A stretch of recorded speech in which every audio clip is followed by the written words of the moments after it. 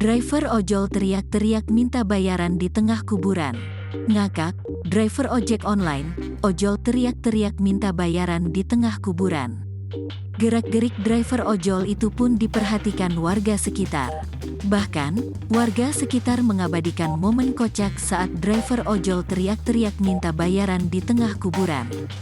Semula, pengemudi ojek online ini syok penumpangnya tiba-tiba menghilang di kuburan.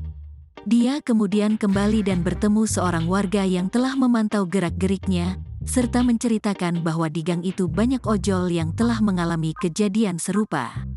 Setelah mengetahui ceritanya, pengemudi ojol itu kembali ke arah kuburan dan berteriak meminta bayaran kepada sosok yang telah menggunakan jasanya.